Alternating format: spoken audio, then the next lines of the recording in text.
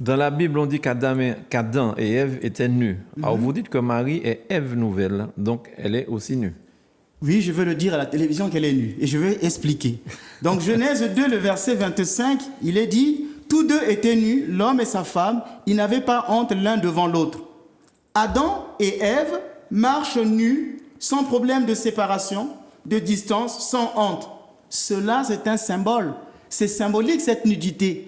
Cela veut dire, cela nous conduit à la beauté de la première création sortant du cœur de Dieu. Où chaque soir et chaque matin, Dieu est en proximité de l'homme et de la femme, au point qu'ils sont nus. Mais quand l'ange dit à Marie, « Le Seigneur est avec toi », il dit, « Comblé de grâce ». « Kekari tomeni », comblé de grâce, ce participe passif grec. Cela veut montrer que Marie est dans la grâce, qu'elle en elle une grâce originelle et originale, qui fait que Marie est dans le mystère de l'Immaculée, celle qui est sans péché. Alors, on peut donc dire ici qu'elle est nue, elle aussi.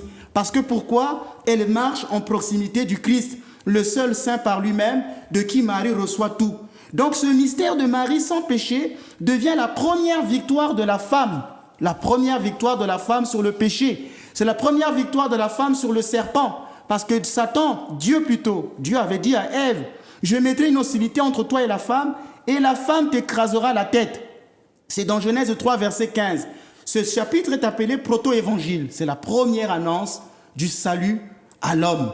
Qu'un jour, la femme écrasera la tête du serpent. Mais qui est cette femme qui devrait écraser la tête du serpent? C'est Marie, la nouvelle Ève, parce qu'elle, elle est comblée de grâce. Elle n'a pas de péché. Donc Marie est la première rachetée du péché.